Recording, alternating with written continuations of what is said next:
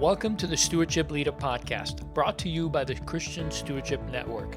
CSN exists to encourage, teach, and connect church and stewardship leaders to help them create and lead healthy stewardship ministries in their church. You can learn more about CSN at ChristianStewardshipNetwork.com.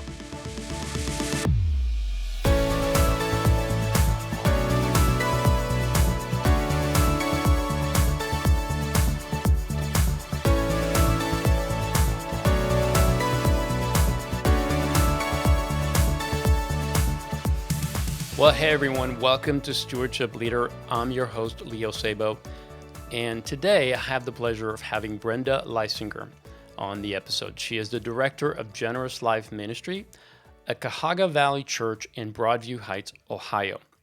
Now, Brenda, I just want to thank you so much for being on the episode. Welcome to Stewardship Leader. Yeah, Leo, thank you for inviting me. I'm excited to be here. Yes, it's a real pleasure. Thank you for accepting the invitation.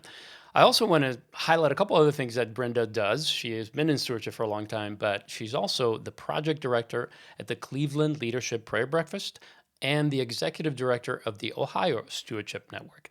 And so I would love for you, Brenda, to tell us a little bit about those two organizations and why they're important to you. Yeah, thanks, Leo. The Cleveland Leadership Prayer Breakfast has been here in Cleveland for now over 30 years. 2023 will be our 31st year. And it is an evangelistic outreach ministry. It's an annual event where we bring a speaker in from the business or professional community that give their testimony and invite people to accept Christ. So we're excited about that work that we've been doing here in Cleveland for a very long time. And as a matter of fact, we do a luncheon that same day in Akron, and we've had 60 to 80 people every year accept Christ. So that's an exciting opportunity for us, and I'm blessed to be able to be part of that ministry. Wow, that sounds great. The Ohio Stewardship Network got started as a result of me getting involved with CSN. So I saw what you were doing, Leo, throughout the country, actually throughout the world, and said, gee, why don't we start something like this in Ohio, and we can help each other start our stewardship ministries. It was back in 2017 when I didn't really know what I was doing and needed a lot of help. So we banded together and we meet quarterly to help each other grow our stewardship ministries. And it's been a lot of fun. Yeah, I have the privilege of sitting in on one of your meetings one time and also get the kind of the meeting notes. I so appreciate you adding me in that. You don't have to, but I appreciate seeing what you guys are covering. And we really are kind of on the same mission, which is to help stewardship leaders learn how to better equip their congregations to raise up good stewards and generous givers. And I love that you have put that together and that you are directing that effort, because it's such an important aspect of serving this ministry to have people that you can go to and troubleshoot and learn from and figure out what they're doing. And I think the support is fantastic. So you're doing a great job there. I appreciate it. Well, thank you, Leo. I appreciate that. Well, let's get into today's topic. I really wanted to invite you on and hear your story, but also ask you some questions about the ministry that you're overseeing and how you guys are specifically doing it at Cuyahoga Valley Church. So let's start with, what is your personal stewardship story? How did you get into stewardship? Why? Kind of tell us the story behind that. That's a really good question. I had no intention of getting into stewardship. As I mentioned, I'm the project director of the Cleveland Leadership Prayer Breakfast and Akron Prayer Luncheon, and that was my ministry. My ministry was evangelism, and in 2016, my friend Colleen Kolodzinski at the chapel down in Akron said, gee, do you want to go down to the Christian Stewardship Network conference with me in Dallas in 2017? And I'm going, I could, but I don't do anything in that area. But she's a friend of mine, and I thought it'd be fun for us to travel together. So I head on down to Dallas after talking with one of our senior pastors, asking if they were interested, and they were. So I said, I'll bring you the notes back. So went to CSN, got 4 days of great information. We were down at Gateway, and that's when, Leo, you guys were offering us an extra day to learn even more. Mm-hmm. Came back with 30 pages of typed notes, and the executive pastor that I brought all this information to wanted to sit down and meet with me about it, and we did, and he said, I really want to start this ministry. What role do you want to play? And I said to him, well, I don't really feel called into this. Yeah.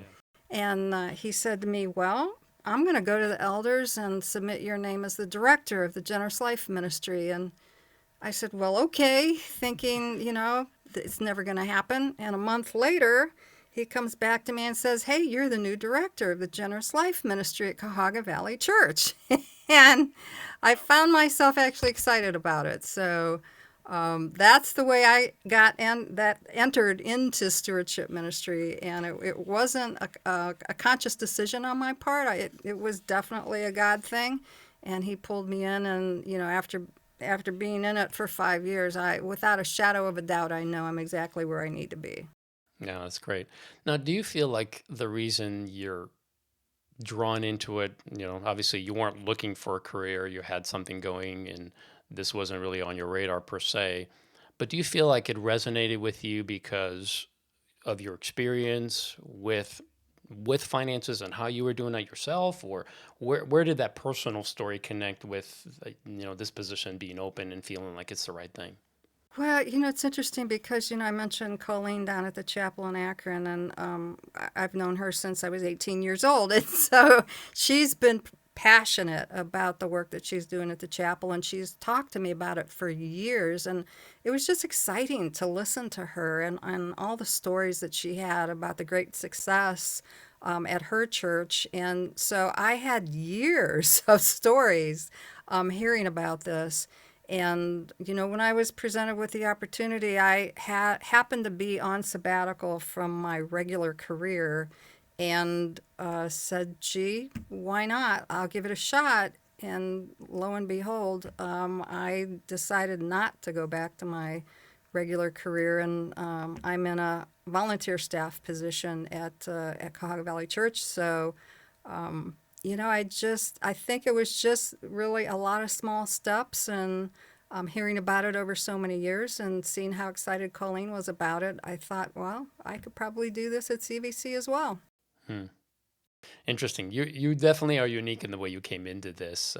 Most folks will say that they either had kind of a financial awakening like I did earlier in life, and then from making mistakes, and then of course the Lord beginning to train up and help us to understand how to apply it, and then we see the need being greater than just us. We realize everyone's struggling with this, and that's one of the ways people come in. The other one is people just trained to be good stewards from their upbringing, their family, their parents did a great job, and they just when they find out that a majority of people don't do this or struggle with finances, they're like, well, I think I can help with that. And so it's interesting the way the Lord kind of roped you in. It's not quite the normal journey I would have expected, but it's pretty cool to see how He's done it. Yeah. Yeah, it is a little bit different. So, but I'm excited to be part of it. Well, He definitely gave you the right skill set to be able to do it. And with the work that you do with the Higher Stewardship Network, not only do you know it, but you're also able to gather people and help them with it and support them through that. So it's fantastic. So let's talk about what's most challenging about serving in this ministry for you. What's the most challenging part? Well, and it's changed over the years. So when we were first attempting to start this ministry back in 2017, the most challenging part was getting the leadership to buy into it. Hmm. And our first step, so I reported to the executive pastor over administration at CVC at the time, and his recommendation was we sit down with all the ministry directors, explain what we're wanting to do from a stewardship perspective, and see how we can work together. So we did that. And some reactions were, oh, that's pretty cool. Let me think about how we can work together. And others were, oh, I don't see any opportunity for us to work together in the future, and just wrote us off. So it took some work, let me say that, and a lot of conversations to get leadership buy-in. But now I do believe that we're there, not only with the leadership team on staff, but with the elders, and we do have a lot of good support. The other challenge was for me, having had a career in business and running my own company. Churches do not run like business, and it was difficult to get anything done in a timely manner, and it still is many times. There's some things under my control and some things out of my control. So I think those were pretty challenging for me. Yeah, that's very good. So I'm curious because I think this is an issue that most stewardship leaders struggle with. So typically, there's two main ways that this topic is addressed in the church or brought about as a focus in the church. And that one is either the senior pastor understands it and knows that this is a topic that they are somewhat called to talk about. So there are a few pastors out there, senior pastors, that do have a focus on stewardship and generosity. And it's their thing, right? Other pastors have different focuses, but they do. But they're very rare. I've only known of a handful in my life, so they're very rare. The other way that it usually happens is that God will tap someone on the shoulder in the congregation, usually not a staff member. It's usually a business leader, a financial person, someone working in the financial services industry who knows that this is a major issue and wonders, why does my church not talk about this? Why don't they train people how to do this? The Bible says a lot about it, but yet we don't talk about it. And when that happens, it's so much harder to push this upward into leadership to buy in. So I'm curious, what were some of the things that you did that you feel have helped to bring about that buy-in from the leadership? Yeah, that's a good question. So I think it started with, and I'm going to give CSN credit for much of this because having gone to the conference in Dallas, and I've been back every year, but that first conference in Dallas where I came back with 30 pages of typed notes, and I attended the Stewardship Impact Workshop, that gave me the blueprint for how to start. Hmm. And I took that as the Bible for how to start a stewardship ministry, and we did every step that was in there. The meetings with the ministry leaders, I think, were crucial to us communicating with them what we were wanting to do. The other thing that Dave Briggs advised us to do is when we come out with our first class, make it a great one. Don't rush to produce something and not do it well. Do it really well. Hmm. So we came out with our own version of Financial Peace University that's called Managing Money God's Way, and it was written in house by Ron Dick, one of our Generous Life team members and an elder, and that was a really great class. We also brought Dave Briggs in to do Raising Financially Healthy Kids, and so we're focused on every class that we do. We want to do it with excellence, Hmm. and we want to make sure that we have the right speakers and providing just phenomenal information to people, because then our reputation starts to grow and people understand that if they come to one of these classes, they really are going to learn something valuable to them, and that will help them move forward. Yeah. There's a couple other things that happened. One was I had recommended that we bring in some help in the form of Mortarstone, and that turned into not only us hiring Mortarstone, but Horizons. They came in jointly and started working with us about a year and a half ago. And at the same time, one of our members, one of our elders, was in a similar position that I had. I used to do IT consulting work, and we have someone else now volunteer on staff who is in a similar position for a different company, came on staff at the executive level to help the executive team get organized. And he is very much a supporter of the Generous Life team and has become a part of the team. Hmm. So now in our org chart, he's the, I guess I would best describe him as the operations manager, but he's also an elder. So the fact that he is an elder, we have the elder team support, we have the executive team support. We brought in Mortarstone and Horizons, and the work that they've done have been exceptional, and their mentoring of our senior leadership has been outstanding and has helped us move forward much faster than we could have done it on our own. Hmm. I still love that because so many times we think, we need to, as the stewardship leader or champion, we need to somehow influence the pastor. But one of the things that I've run across in the three different churches I've served in this area is that I don't have direct access to the senior pastor.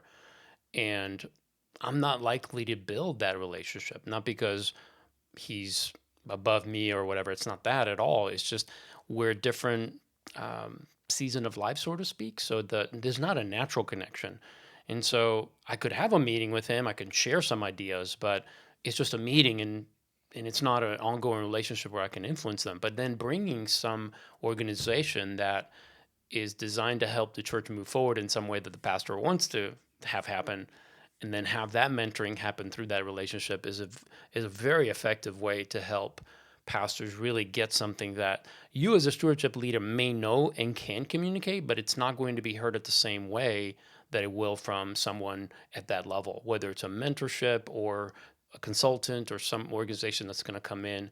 So I love the fact that they're mentoring your pastor or and your leadership team, because that's really what it takes, is for them to really understand and grasp it.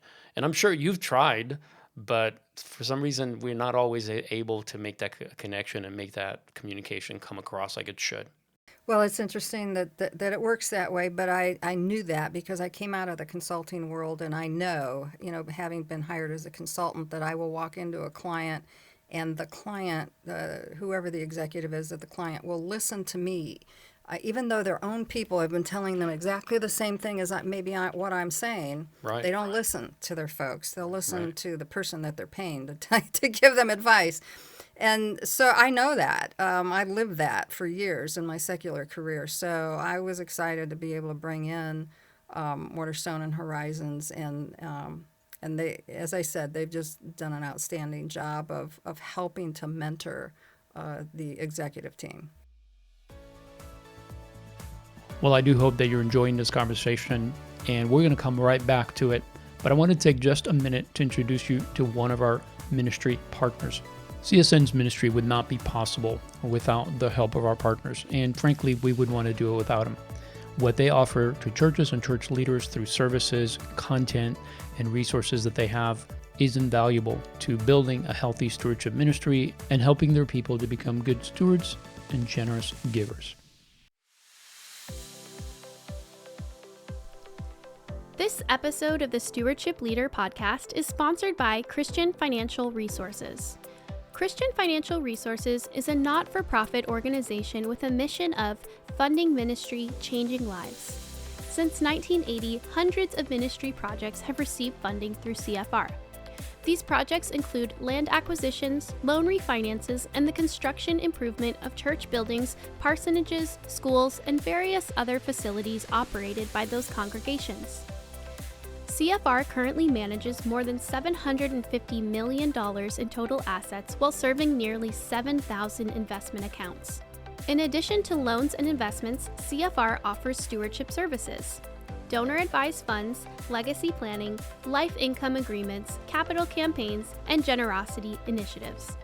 To learn more about Christian Financial Resources, call 800-881-3863 or visit cfrministry.org.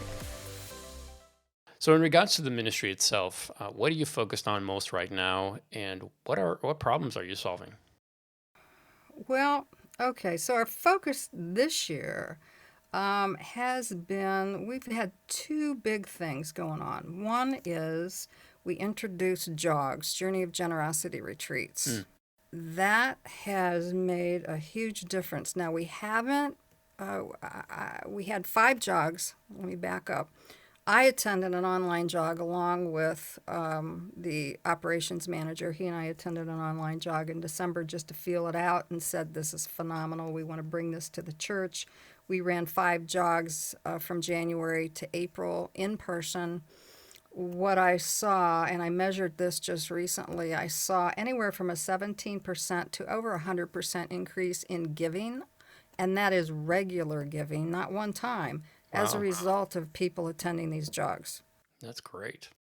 We now are looking at doing a church-wide jog next year. And one of the exciting things about these jogs is I was able to get some members of the executive team in there in person. I was able to get 2, well now 3 of the elders to attend a jog, and they're so passionate about what they saw. They started leading the charge about wanting to do a church-wide jog. So that's been really exciting for us. The second thing, and we're working with Mortarstone on this, we are now starting to introduce gift planning, gifts that are non-cash assets. And we have not done that in the past. We're just getting started with it. Mortarstone will be working with us through the end of next year on this initiative. We just started running some classes, Generosity and Legacy Design Workshop, and just last week ran Tax Smart Giving, and we ran an estate planning workshop.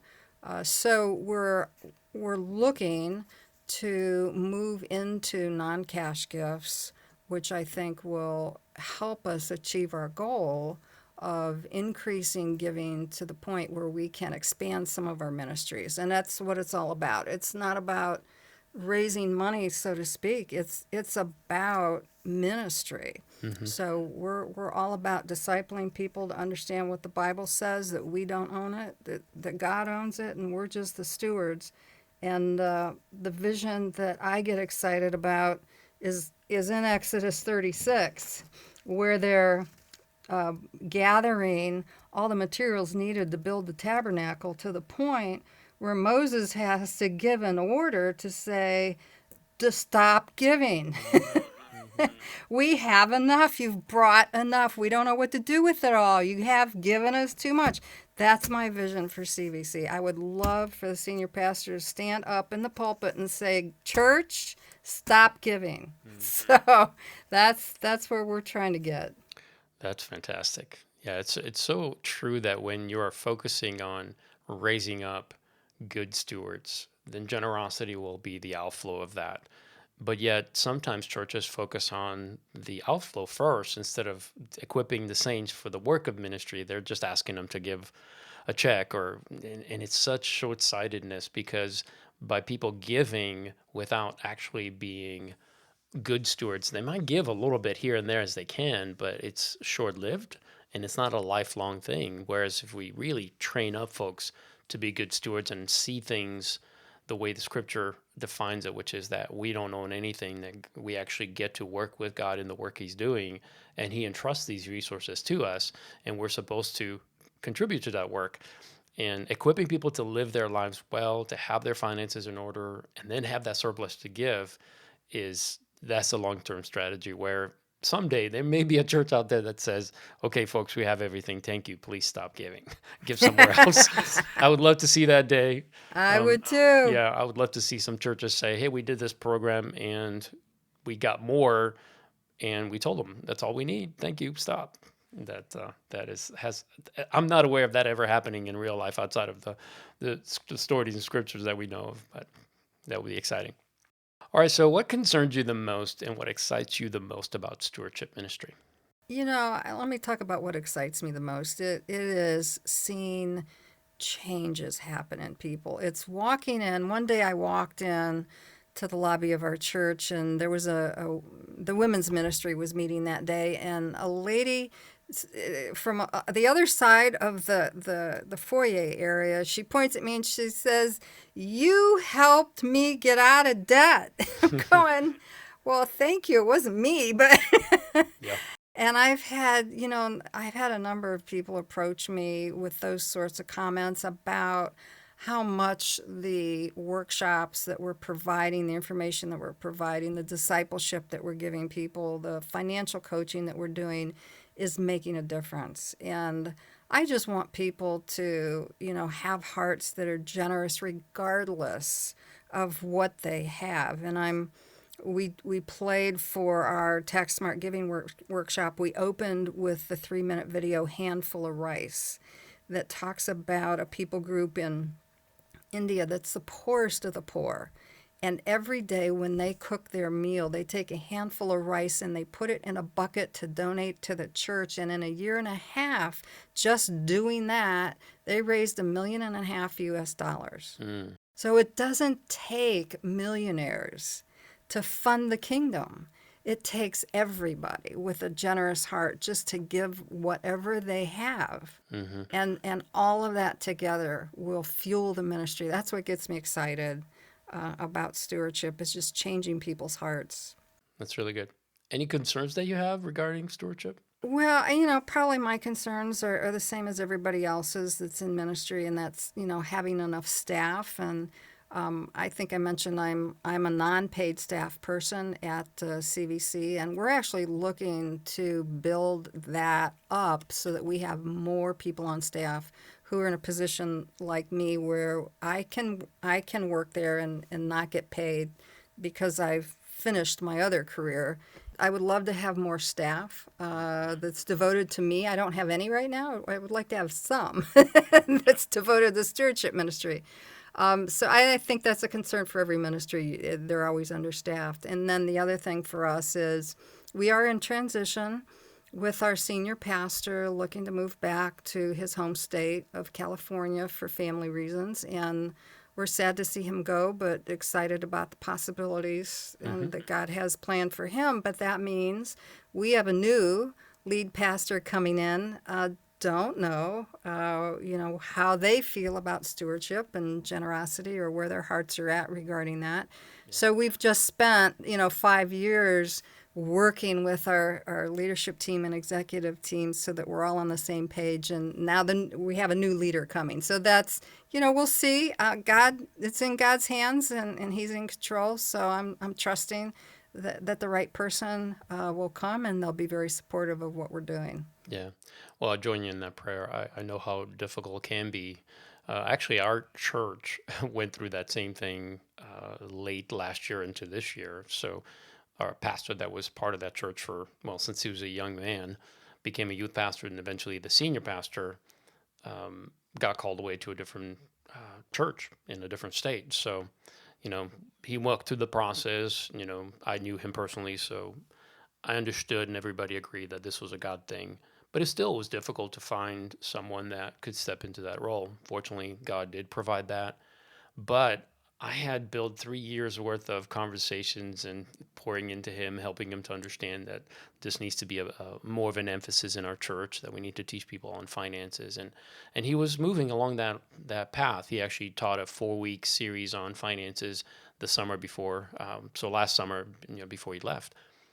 And now I have to start all over with this new pastor. And I think there's an open door there. In fact, I have a meeting to meet not just with him, but with the whole staff early next month. But I understand your concern, and I think it's something that as stewardship leaders, we understand the importance of having this be part of our congregation and part of our culture, part of our DNA. But sometimes pastors don't understand it. So I pray that the transition, first of all, that God would bring someone that already understands this. But if they don't, or if they don't understand to the level that he wants them to, that they would be open to that, and that the leadership would be able to speak into it, and that they would embrace it, because it's such an important part of the life of the church and of every believer. And first of all, I'm glad you're there. I'm glad you're doing what you're doing. So I pray both that you get a pastor that gets it, or will get it quick, and that you'll get some staff so you can do more, because you're doing a great job already, but I'd love to see more coming out of your church. I appreciate that, Leo. You can never have enough prayer, and we look forward to seeing what God has planned for us. And I'm hoping that we can even grow even faster, next year whenever we have a new leader. Who knows? Yeah. But we're excited about the future. Yeah, that's great. Well, from a numbers point, our church actually has grown since this new pastor's come in. We went to church yesterday, my wife and I, and we came. We were not late, but we were just a couple minutes before church started, maybe 5 minutes, and I pulled into the parking lot. And I parked the furthest out I've ever parked in the parking lot, which was just an indication that God's growing, because there's more cars in the parking lot, and they added rows in the back, an extra row on every aisle. And so there's numerical growth, but there's also spiritual growth. So God can certainly do things through these kind of transition to move the church to another level. And I pray that's the case for you guys. Well, let me ask you one more question before we end here today, and that is, what is the best advice that you would give a stewardship leader or a stewardship champion? You know, so I guess it depends on whether they're just starting out or whether, they've been doing it for a while. So I'm going to focus on those that are trying to start stewardship ministries at their churches. Okay. And this is going to sound like a commercial. It's going to sound like you paid me to say this, but CSN was the best thing that I could have ever done.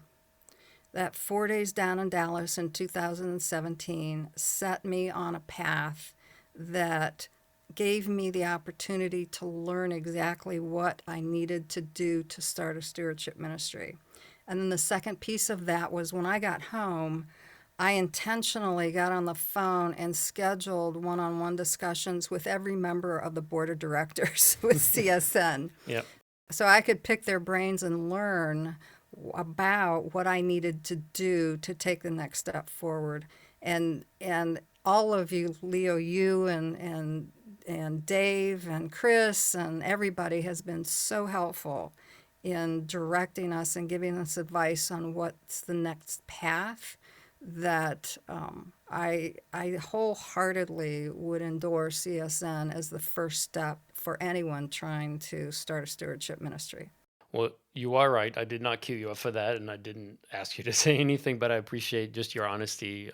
It is something that I personally can say. When I was a stewardship pastor at Gateway Church, just starting out, connecting to CSN is what helped me to understand how to continue to build and learn about what it takes to build a successful, thriving stewardship ministry. So, what I love about CSN and what you have described is that everyone's willing. When you reached out and said, "Hey, can we have a conversation?" It never crosses our minds that, can we, should we? It's like, yeah, it's just an automatic yes, because this is something that we understand how powerful it is to have that information at the front end of building the ministry, really learning about the why and the how and the what. And all of us have done it, so we're not coming as necessarily experts. It's just that we have done some things that this person or this leader is about to do, and having that information is so important to have a successful start, being able to know how to communicate, even forming the right language. Like, how do you introduce this sometimes difficult topic to bring up? A lot of folks don't want to talk about money, especially because sometimes the church they didn't do a good job of communicating about it in the past. Maybe they had a failed project or something where people felt like it was all about the money. So it is a difficult topic, but such an important one. So I appreciate you mentioning CSN. Again, just not because I work here, but because I benefited from CSN before I was ever on the board or worked here. It's that it was such a vital lifeline for me as a stewardship leader. So I agree with you on all of that. Yeah, thanks. And, one more thing, Leo, if I could, for those who have been in the trenches for a while, and I know this is true of me, there were days when I just sat there and said, Lord, are you sure you want me to do this? Because it can be tough. It can be tough. And on my whiteboard, I just have written in big bold letters, God's timing. It's not necessarily our timing. That kind of goes back to, I'm used to working in business and I'm used to getting things done on a certain timeline. And that's not how the church works. And I would just encourage those who are in that position right now to don't lose hope. Keep at it.